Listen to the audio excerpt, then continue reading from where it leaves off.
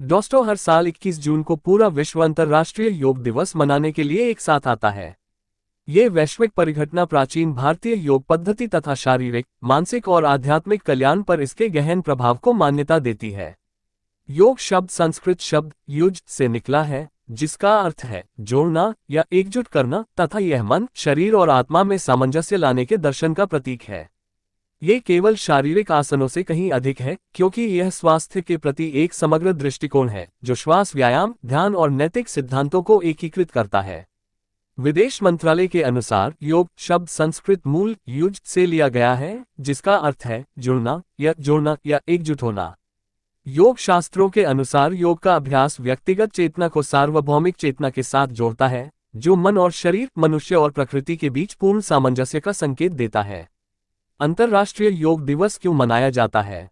अंतर्राष्ट्रीय योग दिवस योग के अनेक लाभों के बारे में दुनिया भर में जागरूकता बढ़ाने के लिए मनाया जाता है। यह उस प्राचीन भारतीय प्रथा को मान्यता देने का दिन है जो मानसिक और शारीरिक कल्याण पर केंद्रित है। योग दिवस मनाने के पीछे के कारणों का विवरण इस प्रकार है। प्राचीन परंपरा। योग एक ऐसी प्रथा है जिसकी उत्पत्ति हजारों वर्ष पहले भारत में हुई थी। इसे मनाने से इसके ऐतिहासिक महत्व को स्वीकार किया जाता है। समग्र स्वास्थ्य। योग शारीरिक व्यायाम से कहीं आगे जाता है। इसमें मानसिक और आध्यात्मिक पहलुओं को सम्मिलित किया गया है तथा समग्र कल्याण की भावना को बढ़ावा दिया गया है।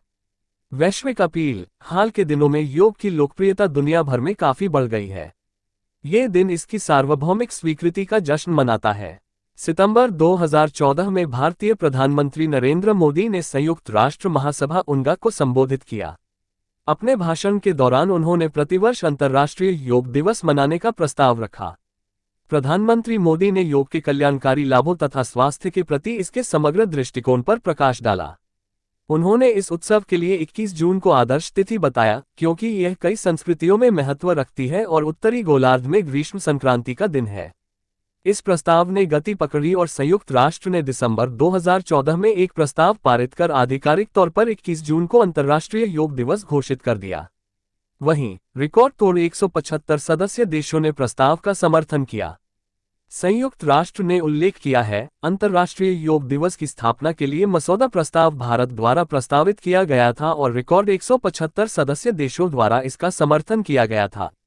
ये प्रस्ताव पहली बार प्रधानमंत्री नरेंद्र मोदी ने महासभा के 69वें सत्र के उद्घाटन के दौरान अपने संबोधन में पेश किया था, जिसमें उन्होंने कहा था, योग हमारी प्राचीन परंपरा का एक अमूल्य उपहार है।